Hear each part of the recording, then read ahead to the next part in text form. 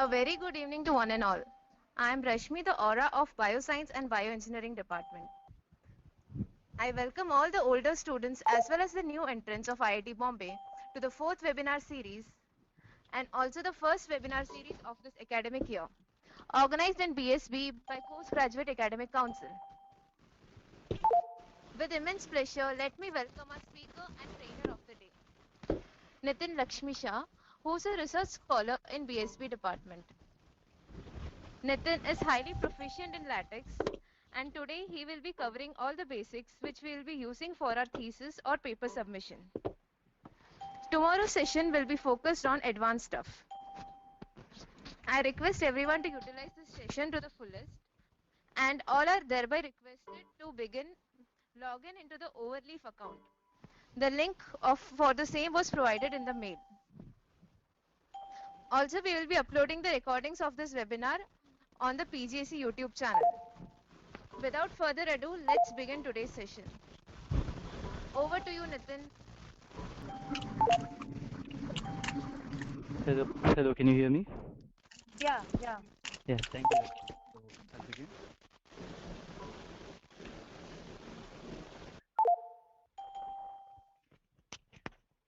Yeah, better. Shall I begin? Yeah, Nithin, yeah, sure. Yeah, so basically why people use latex is it just makes your document look neater. And the point of nowadays you can Google everything, so it's not necessary for you to remember the commands as such, but just understand them, and then maybe all the popular journals and for your thesis, reports, and dissertations, you get latex templates, so you can just download them and use them. So as long as you understand the commands, it's fine. So Nithin, just today a I'll minute. be covering the basics of, yeah. Parijata, can you please mute the participants? There's unwanted noise from their side. Yeah, Nathan, you continue. I am monitoring. I will force mute whoever is. Yeah, sure, thanks. So basically today I'll be explaining the basics, and so this is start. So all commands in latex start with a backslash, and there are multiple commands, and generally the syntax of a command is starts with a backslash and then the command name. Within square brackets you type some certain options. For example, if it's a figure, then within square brackets you specify the width of item, and here within these flower braces you actually specify. Excuse me, Parajat, echoing someone on speaker.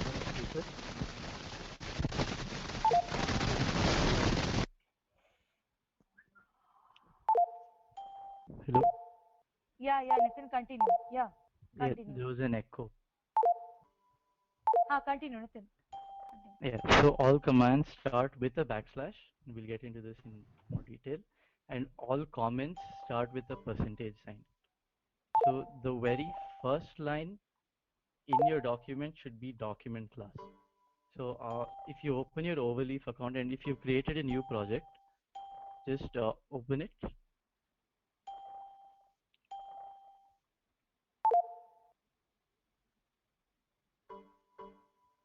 Then here you should be able to create a new file. If you don't have any file already, just press this button, new file, and then name it whatever you want and create. So is the screen visible perfectly? Yeah, Very first line, document class. So basically it specifies the type of document you are creating. So if you just Google document class latex, sorry.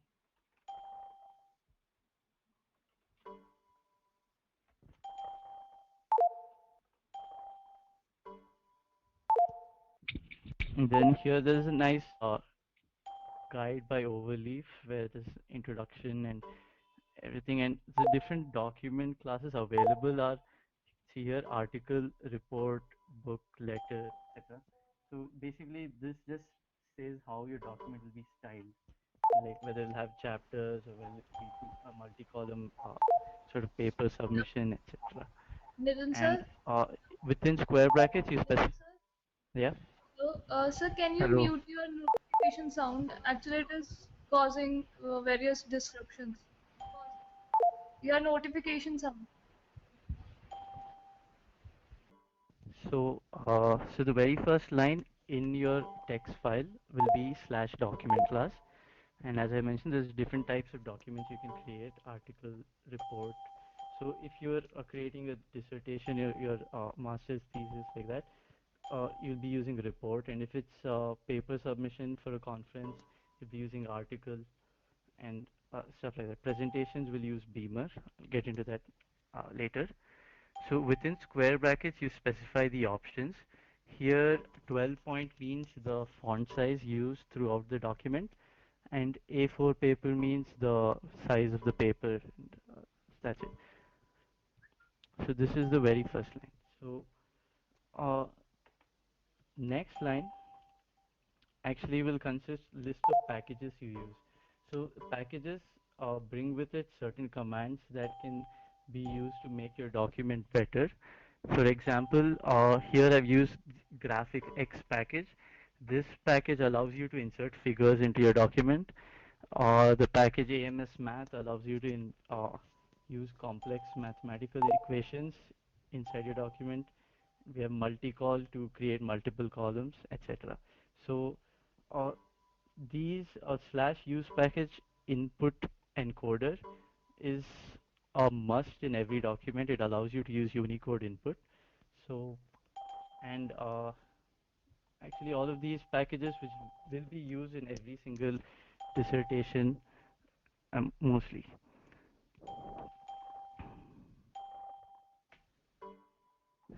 So diving in right into the document.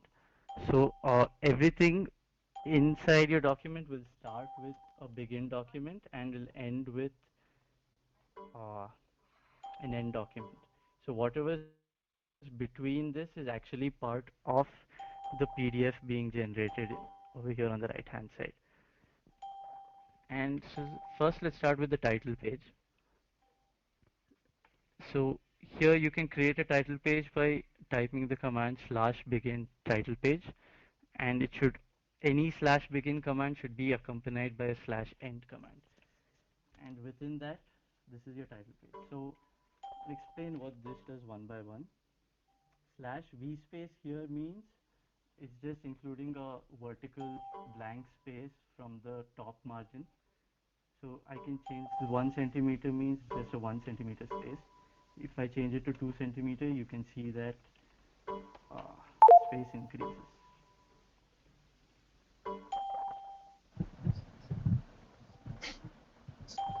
See, this thing got pushed down. So you can play around with this command to see what size you want. Zoom out here. Yeah. And slash huge means this is just the font size. So here I've typed in latex workshop. This would be the title of your report or whatever. So you can type in anything here. Title, I'll just type. And if you compile, so you see the title comes over here. Now, one thing Nitin, to sorry to interrupt. Can you please a bit more louder? yeah, can you hear me now? Yeah. Now it's Yeah. audible. So one thing to remember in LaTeX is that when you press enter, it doesn't automatically go to a new line. So you should always use double backslash. So like I've used over here, that makes it go to the new line. Then I've included another vertical space of 2 centimeters. So if I change this, I can make this 1 centimeter, and my name will come little up. See the space decrease. So that's all this V space does. And text BF means it's a bold command. Bold, it's a command to make your text bold. So I just written my name in bold over here, and then today's date. And what slash vfill does is it just adds blank spaces vertically till the end of the page or till the next, so that uh, the logo here comes at the bottom of the page. So I'll come into inserting figures later. So here I just inserted the IITB logo and typed out IIT Bombay. So this would be a typical title page for your dissertation, and then here you would add your guide or supervisor, etc. Supervisor slash slash Professor XYZ. And then this comes in. So you can play around with V-space and font sizes to make sure your title page looks good. So uh, the next part is acknowledgement. So before that, if you notice in book chapters or reports, such the table of contents and the prologue and everything like that, before that comes with Roman numerals, Nitin, can you please and zoom in? then the People are actual, unable to watch your screen. Can you please zoom in a bit? yeah, And you have to be a little louder, I guess. Many are unable to hear you. yeah, yeah. Is this fine? Is it zoomed in fine? Yeah, a little more. Okay, yeah. Yeah, so she see the part before your actual introduction is the pages are labeled in Roman numerals, small Roman numerals.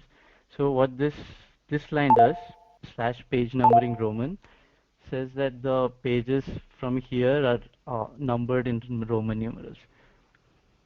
And then usually you'll have an acknowledgement and an abstract. So every everything you create from now on is a section or a chapter. So since here it's a report, I'm creating sections for acknowledgement. And you see here I put a star next to section, slash section. So the star means that this will not turn up in the table of contents. So here, if you can see the table of contents, see it directly starts at, this acknowledgement is not present here. But if I delete the star, and if I compile, acknowledgement comes. So you can use star before any section or chapter to make sure that it does not turn up in the table of contents. And here slash centering means that this will be centered.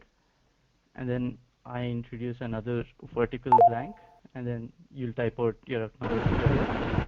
And page break means it will go to the next page. And similarly with abstract, so again, it's a new section, and the star is there so that it does not turn up in the table of contents, and you type out your abstract.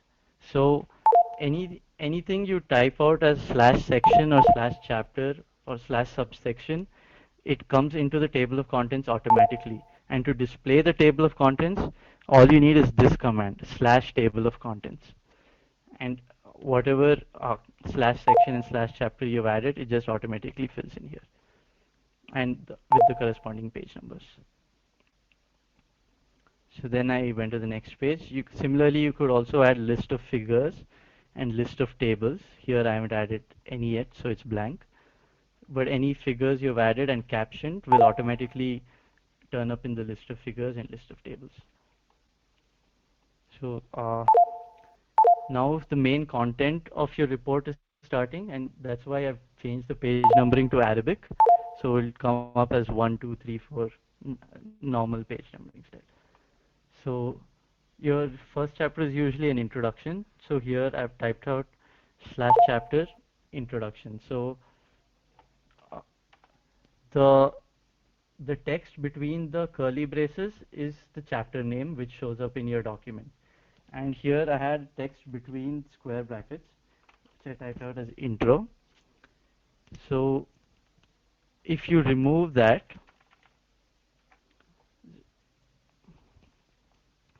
and if you recompile, see the table of contents has introduction in it, but within square brackets, if you type any other text, some random text here,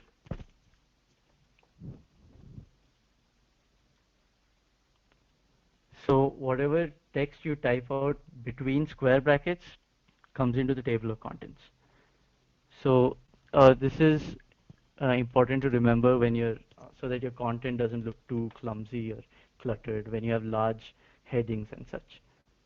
So I'll remove this for the moment. Keep it intro. I'll get into labels later. So first, let's create a first section. So this is the basics. So when you type slash section and within again curly brackets is the heading which you'll be providing for your document for the section. And I'll come into label again. So you can type, this will be your introduction or whatever you're typing here, and the same text will be reflected there. So I have a PDF over here. Just copy some text to show you how it looks.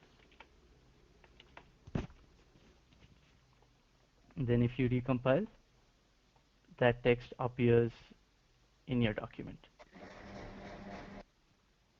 So you can create sections or subsections, subsections, and that will same be it'll be reflected in the table of contents as like 1.1, 1.1.1. And again, as I mentioned, if you put a star before the curly braces, it does not appear in the table of contents. And if you put on different text within square brackets, that is the chapter name that will appear within the table of contents, chapter name or section name. So let's look into how we can create multi-column texts. So for this, you need to include this package, multi-col. Uh, it's not visible in the editor. I'll show it in the presentation. So you have to include this package, multi-col, to be able to create multiple columns.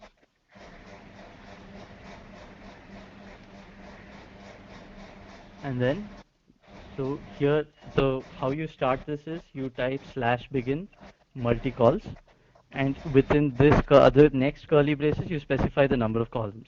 So here it specified 2 columns. So you can see there's 2 columns over here. You can make it 3 columns also, or any number of columns. And it'll automatically space it equally, so you don't have to worry about that. If you want to change the spacing, you can just Google this package and see how it works. So I just typed in 3, and you see how just change the text in 3 columns. So anything between slash begin multicols and slash end multicols is the text between that is converted into multiple columns. And here I've inserted this text between square brackets. So the text in the square brackets actually encompasses all the columns. So it could be like a heading for this column. So a heading for this part.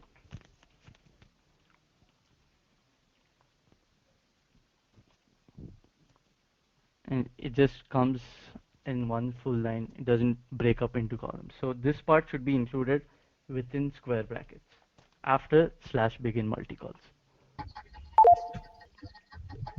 So next thing you'll be using a lot like lists, numbered lists or bulleted lists. The way to create that is itemize for bulleted lists and enumerate for numbered lists. So I'll bring that out here. So how you would use that is slash begin enumerate and then slash within or slash begin and slash end.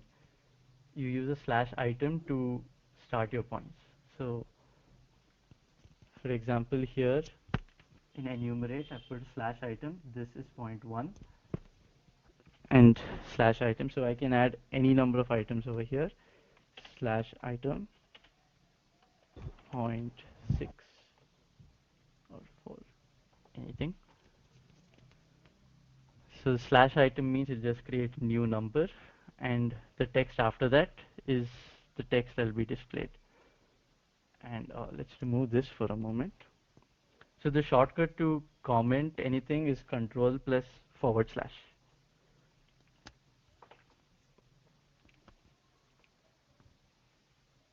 So if you see the numbers are 1, 2, 3, 4, then you can even nest lists. So again, you can put another begin enumerate, and then overleaf automatically fills an end enumerate, so you don't have to worry about that. Then you can put slash item some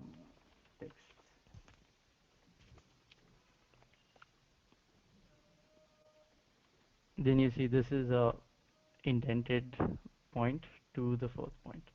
So you can create nested lists like this, and this automatically changes the numbering to suit that. You could also specify your own custom numbering style. Uh, so you do that by specifying your bullet point within square brackets after slash item. So I'll show that over here. For example, I don't want this to be a some text. I want to be some Roman numerals. If I compile, so you see it changes it to I, and but this does not apply the setting to the whole document. So for every item you make,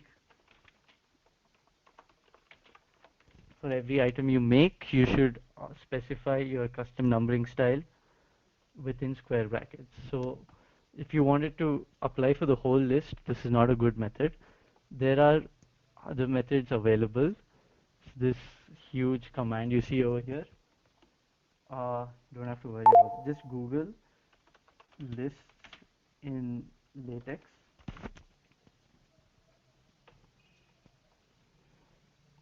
and then the first link that comes up, it explains how you can do it. And if you scroll down, here you can see the command slash renew command blah blah blah. It changes the second level to uppercase Roman numeral, and it applies it to the whole list. So what you can do is you can just copy this from uh, the website, and then you can just paste it over here.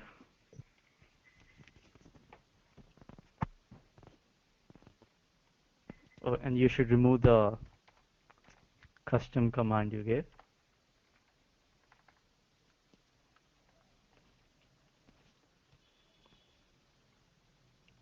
You see slash Roman, so it's again in Roman numerals, so it's changed to small case Roman. So you see this applies it to the whole list. And sometimes you don't want to start your counter from one, so you want to start it from a different number like 5 or 6. So you use this command slash set counter, and here enum I means the topmost uh, enumerated list, and 4 means this will start from 5, sorry. So having enabled this command, you see the numbered list starts from 5, and if you wanted to change, but the inner list, the nested one, it starts from 1 itself. So if you want the inner one to start from a different number, you can type the same thing, set counter enum, but here you put I instead of just I, indicating that it's the nested list inside. And then you specify which number you want to start from. I'll specify 8.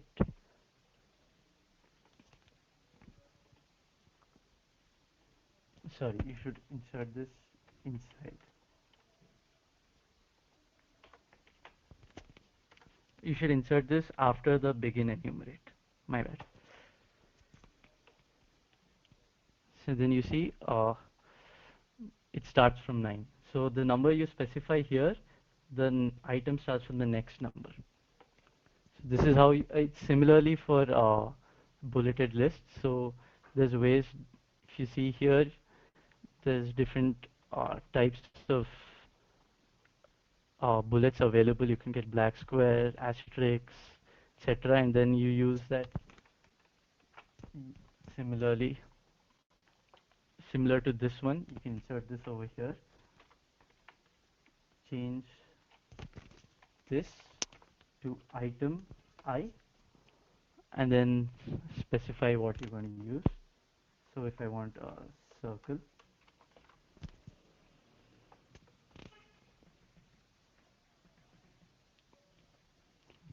uh, I don't remember the command for this.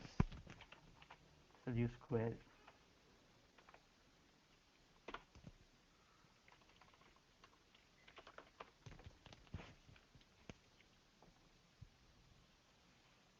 or square.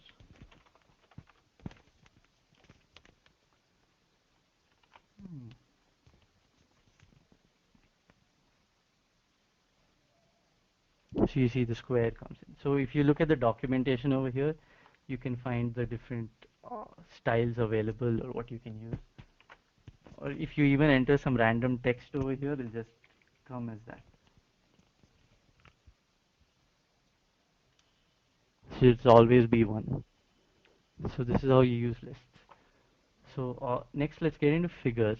So I think this will be what most people will be looking for. So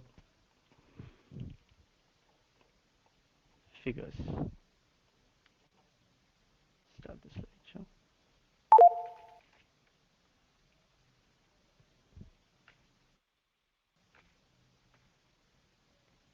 So for figures, you need to use the package GraphicX.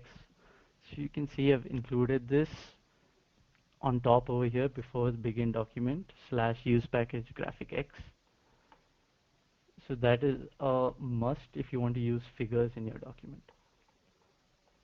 And the basic syntax to include a figure is /begin figure, and its /begin is always accompanied by a /end.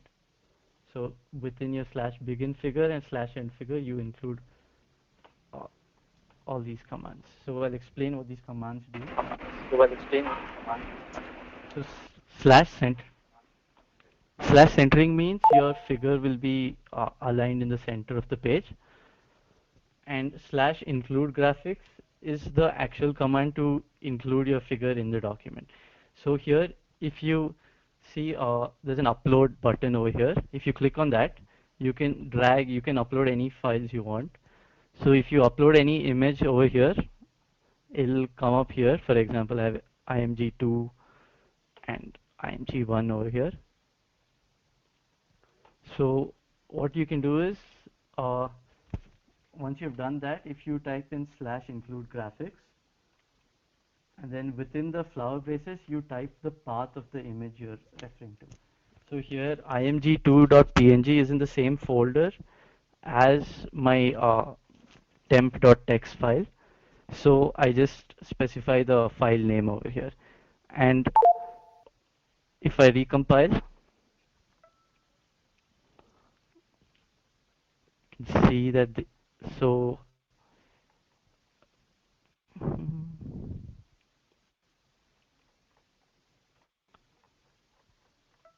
so you can see the image is over here. Now the image is too large, so it's not constrained properly, so you can't see the image properly. So to change the size of the image, what you can do is within square brackets and before the curly braces for include graphics, there are several parameters you can type. One, for example, is scale. So scale means you can specify an amount by which you want to scale up or scale down the image. So I'll reduce the size of the image by 50%.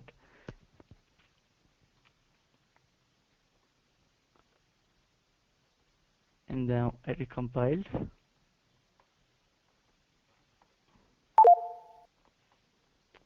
See, the image is still too big. So there's more ways you can define options. So you could also define the height and width of the image. So for that, you would type in width is equal to. Now you can specify how long you want. You could specify it in centimeters or pixels or any unit of your choice. Here, for example, I'll just specify 5 centimeters. And similarly, you could do that for height also.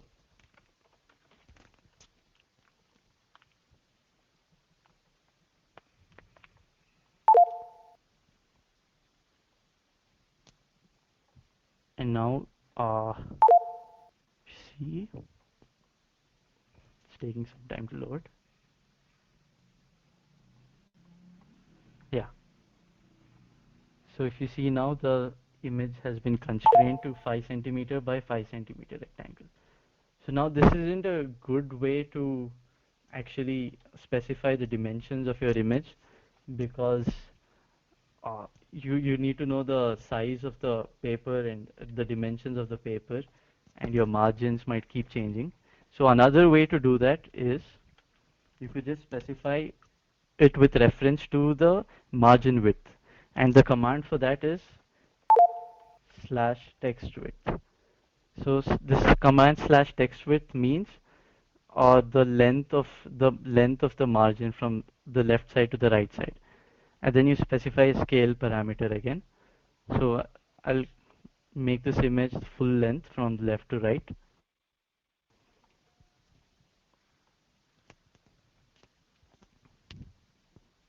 Then if you recompile,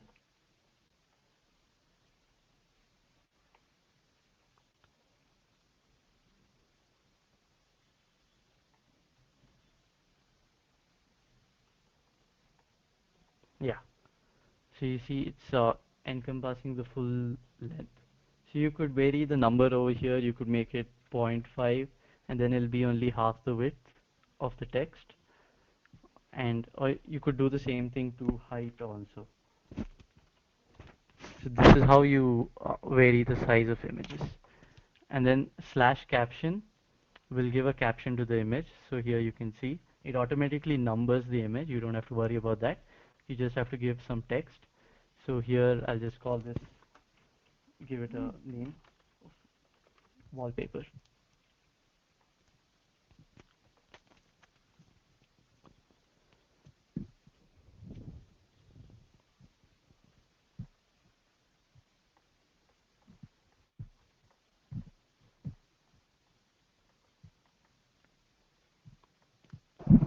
So you can see the caption changed to wallpaper.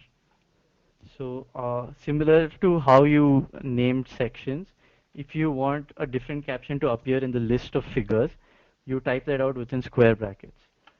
So different caption. So this text within square brackets, it only appears in the list of figures and not in the document itself. And for those of you who don't know how to reference the path, so here, sorry, so here you could create a new folder. Usually, if you'll have a lot of pictures, so you could create a new folder called pics, and you'll be placing all your images in that folder. So then, using those images, you just uh, specify the path properly. So in this case, pics is the folder, pics slash, and then the image name. Here it's img1.jpg. So I've mentioned that.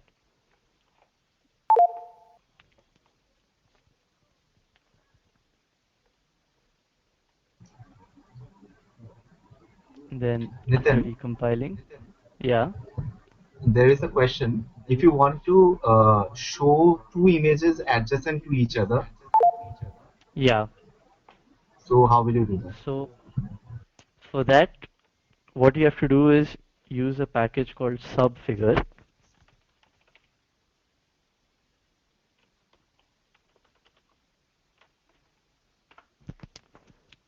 So you use this package called Subfigure, and then uh, so here what you do is you put slash Subfigure, and then within curly braces you put slash your you include your figure and close this. Then if you want to include, for example, here I have my other image, so I'll copy that over here.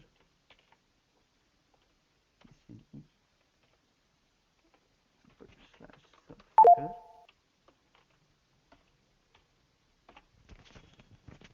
And obviously you should mention the width, otherwise it'll automatically go to the next line. So sometimes using zero point 0.5 zero point 0.5 doesn't work, so I use 0.49 just to be sure.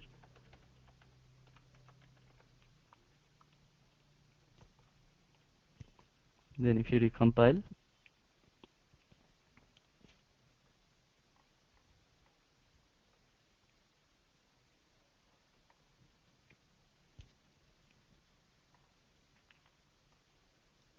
so you see these two images came side by side. So you could also give separate captions to each of these images. So if you include a the square brackets over here before subfigure, before the curly braces, I think the label comes as A and B.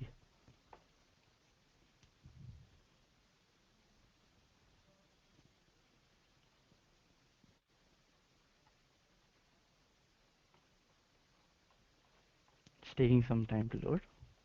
Yeah, so if you include square brackets before this, after subfigure and before the curly brackets, so you get this label A and B. So if you don't want that label, you just remove the square brackets. You could also give it individual captions within the curly brackets. You would have to type in /caption and then give it whatever caption you want. Or you could give a caption to this whole image as a whole here. Then you could specify left is wallpaper 1 and right is wallpaper 2.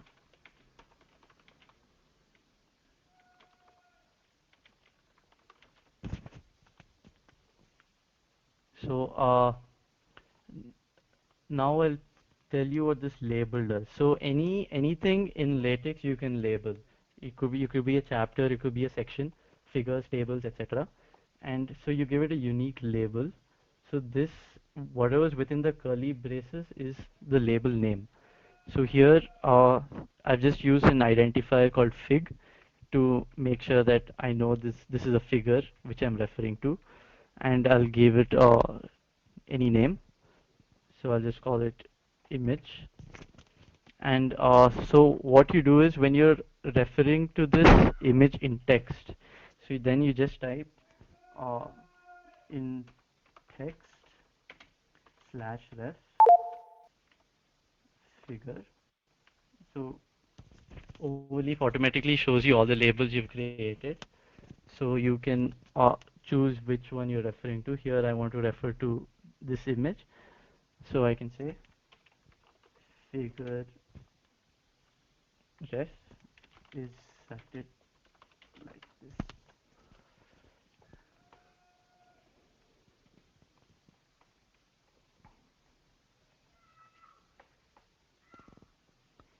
And on recompiling,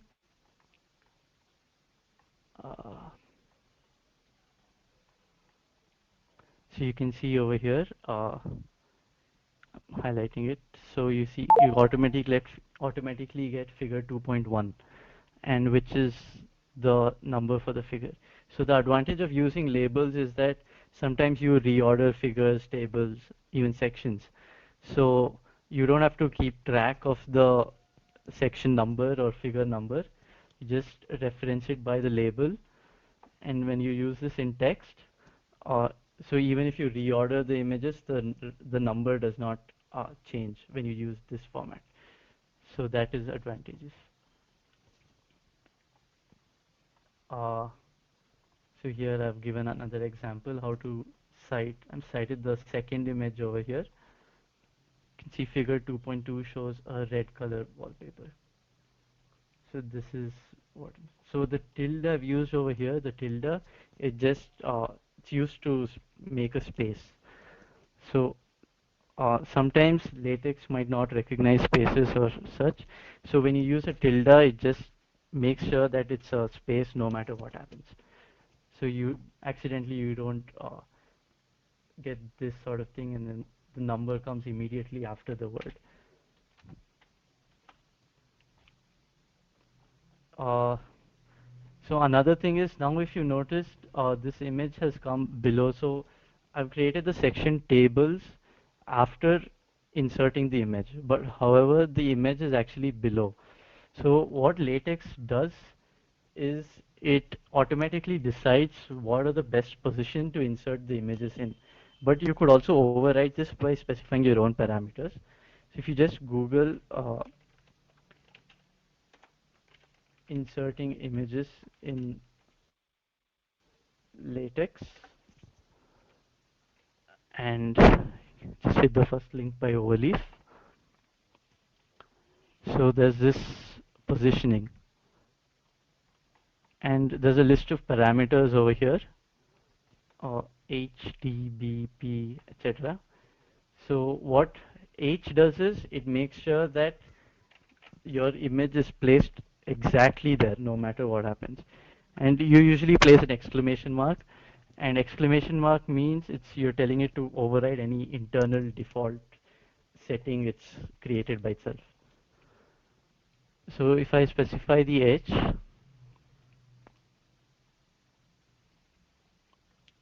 and so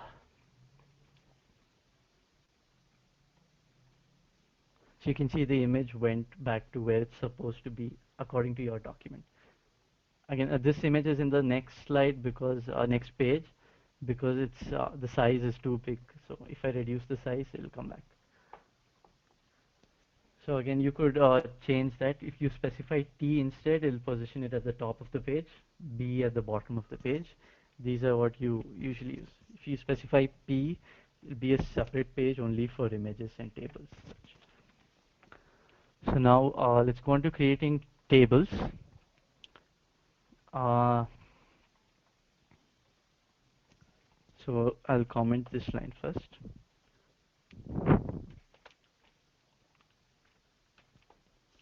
I'll be sharing these slides later, so it has all the basic commands. Let's go to table. So every command in our table, it starts with slash begin table and slash end table. So within that, you create your stuff like caption, centering your alignment, and labels. And the actual structure of the table is specified within slash begin tabular and slash end tabular.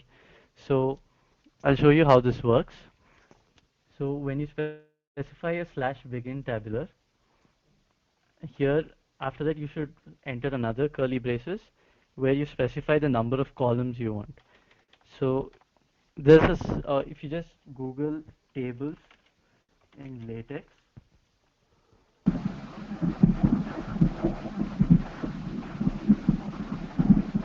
then you can see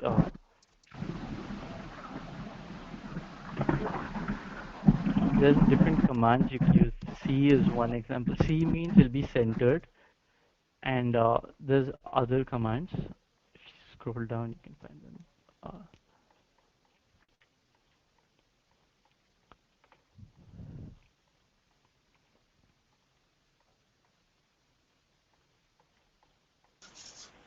so OLF actually provides a really good documentation, so you could look into that. Uh, so for example, here they've used P. P means you could specify your own custom dimensions. There's also M and not able to find this one second.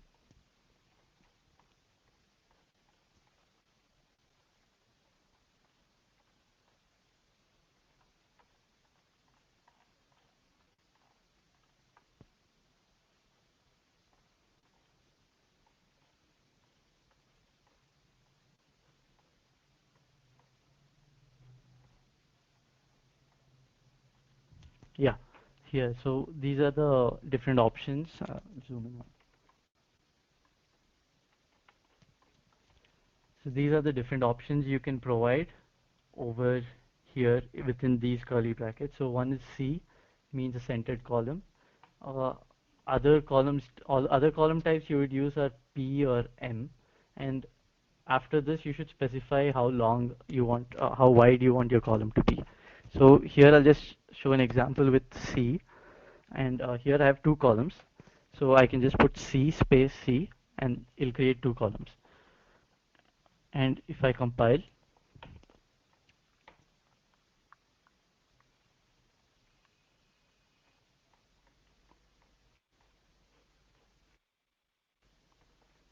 I'll comment this out for a moment.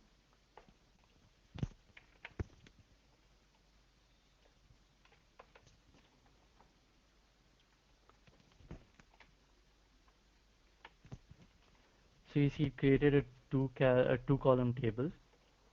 Uh,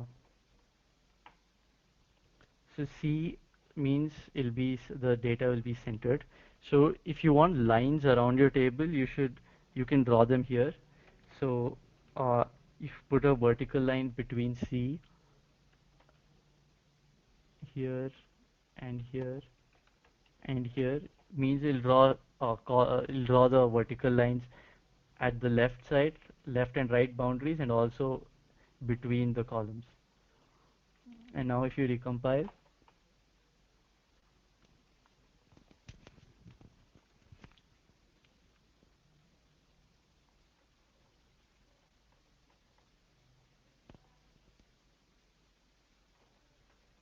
yes, so you can see that the lines came. So walk you through how to enter data into this column. So if you want a horizontal line on top, this line on top, you just type in /h line, and they'll draw a line to as the boundary of your table. And then whatever your heading is, you just type it out here, and you separate the data in each column with an ampersand. So I can say heading 1, and then I use an ampersand, and then I type in heading 2.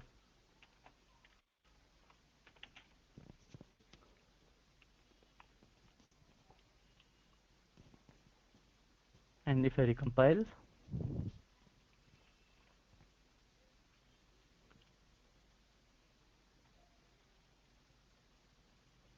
uh, yeah.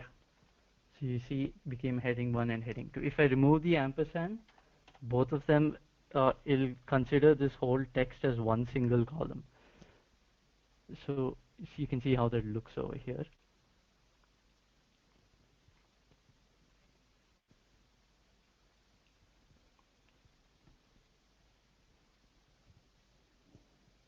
So it considered it as one single column, and since I don't have any ampersand over here, there's no data for the second column. And to move to the next row, you type in this double backslash, which is also the command for going to a new line.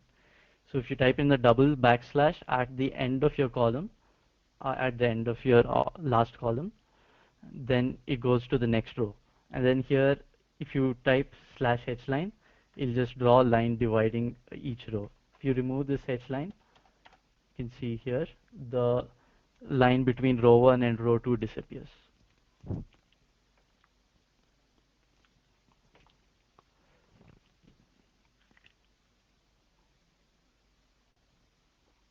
So you see the line between row 1 and row 2 disappeared. So you could insert more rows like this. Just has to be separated by a double backslash. Then I can put another something like day 1, and then I put an ampersand, day 2. And then this introduces another. Oh, I forgot the new line over here.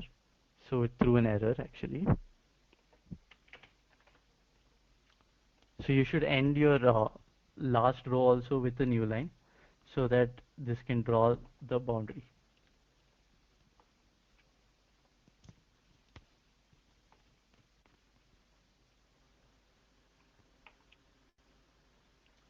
So you see this introduced a new row, and since I don't have H line separating each row, there's no line drawn over here.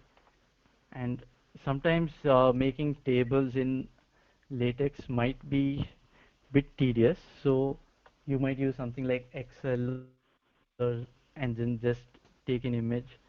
So you could also include this image as a table, and no one find out.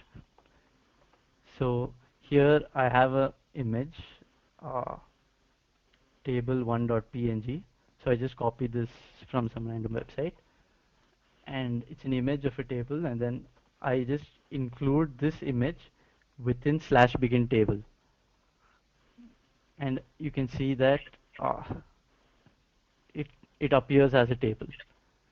So you could do this if you don't want to create tables using latex itself, and just include an image to it. And since you give a caption, it'll be treated as a table, and it'll also come up in the list of tables. So you can see here, given a caption as caption. That's why the caption here, the name here is also caption. And then similar to figures, you give it a label, and if you're referencing it in text, you just use slash ref and then specify the label name. And this will just bring up the table numbers. So let's move on to equations next. So for equations, it'd be good if you include these three packages: AMS Math, AMS Symbol, AMS Sim, and AMS Fonts. So it's just used to make it look neater and provide certain commands. Uh, so the first way to, there's two ways to type in equations. First is you could type a slash begin equation and a slash end equation. So what this does is it creates an equation in a new line and numbers the equation. You could also do it in this second way here with a slash, and it also ends with a slash and a closed square bracket. So whatever you type in here is also inserted in a new line, but it's not given any number as such. So it depends on how you're typing up your code. So I've given examples for this here. So you can see the slash begin and end equation. I just put E equal to MC square. This one is numbered as 3.1 because it's numbered as 3.1 because it's in chapter 3. And if you type it in the second way, within the square brackets slash square brackets, it comes in a new line, but it's not numbered. So this is two ways you can type out equations, and you could also type out an equation in the same line. So the first two here mentioned, they come in a new line, but if you want the equation to be in the same line, you need to specify it within slash brackets or within dollar signs. Otherwise, it throws an error. So here you can see I've mentioned slash equal to within brackets equal to MC square, and it came in the same line. Or you can also use it within the dollar symbol, and it also comes within a new line. And then there's a list of mathematical operators. If you just search mathematical operators in LaTeX, then go on the first link. You get this huge list as Greek letters and there's symbol relational operators and etc. So the whatever operator you want, you can just include. For example, if you want not less than or equal to the slash NLEQ and such, so you can just copy those commands and use it to create your equation. So here I've given another example using summations. It applies to integrals or limits also. So when you type these sort of equations in line within the dollar symbol, you can see the index of the summation. It comes in line also. It doesn't come below the symbol and above the symbol. So if you want it to come in the second way, you have to use two dollar signs, and this makes sure that the equation is not in line. And sometimes you might have long equations or you're solving something. So to do that, and you want it to be labeled as one equation itself. So to do that, you start a slash begin equation, and within that you start a slash begin split. So what this means is you're just splitting the equation into multiple parts. And how the split is defined is with this ampersand. So this ampersand specifies that it's just used to align the splits separately. So here I just typed in A times. So you can use the slash times to introduce an into symbol, and slash frac means fraction. So within the first curly braces you include the numerator, and within the second curly braces you include the denominator. So here I just typed out A times B by A, and then I went to the next line, and then I typed in is equal to B. And if you want to align it with the equal to, you specify the ampersand before the equal to. If you want to align it somehow with some other manner, so I just put the ampersand before B. So the B should come below equal to now. you see the B is aligned with the equal to sign here. So the ampersand is just used to align the split equation. And you can see that the whole equation just has one number. You could also use it without numbering. You could just use a begin align within a begin align and an end align. And you should specify star over here, otherwise you'll just ignore it sometimes. And so similar to the split, the ampersand specifies where you're going to align it. So here ampersand, here it's aligned with the equal to the equations. So that's where you want to specify the ampersand. Moving on to last thing, references. So there's multiple ways to cite in latex. So show you the easiest method for today. So what you use is you start with /begin the bibliography, and what this does is it just creates a section called bibliography, and here within curly braces you specify the number of citations you're going to be using. It's not really required to specify the exact number. It could be any random number, but some number has to be there, that's all.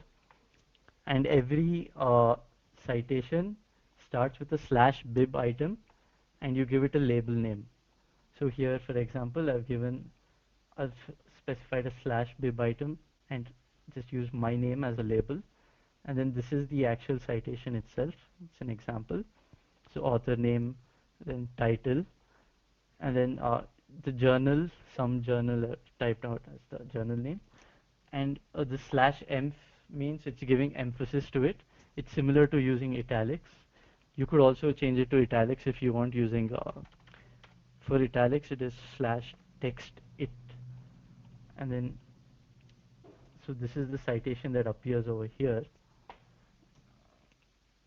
List of text formatting options are you can just Google them and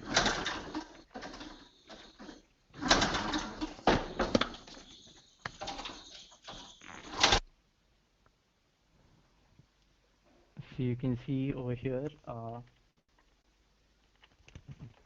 this bold is text BF, italic, text it, typewriter, text TT, etc.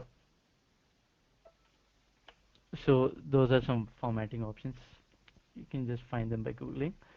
So now since you've created a reference over here, you have to be able to cite it in your text. And what you're going to use to cite is this label you created. Here it's my name. It could be any label. So I'll just call it citation 1. And then if I want to cite it in text, so put this here at the end of this, cited citation in text. And then to actually cite it, you have to use the /cite command and then type in your label name.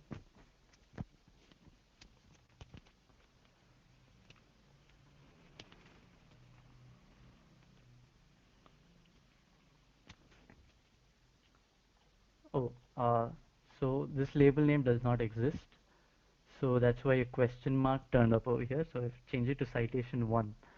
So I should type in citation 1 over here. So if you want to use placeholders, instead you can just leave a /cite command, and in your document it'll appear as a question mark. So then you'll know that you've left a citation over there. So you can see this came automatically as 1. If I want to cite something else, I can just add a new bib item and then give it a label, citation 2.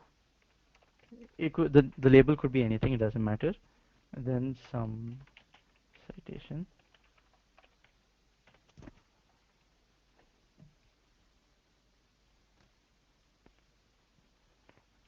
And if I'm going to cite it here,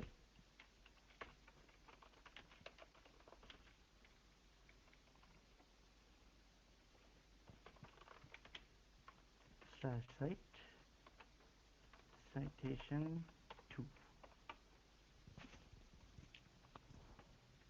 And when you recompile,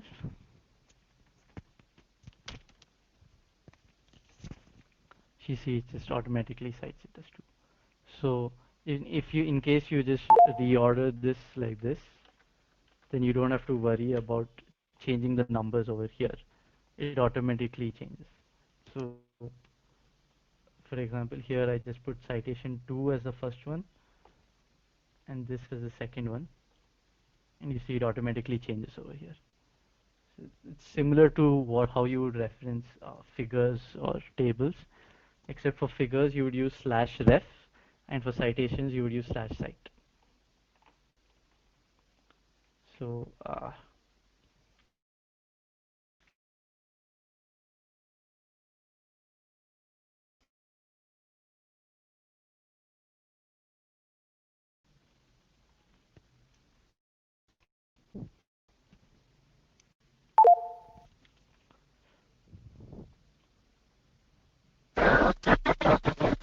Thank you, sir.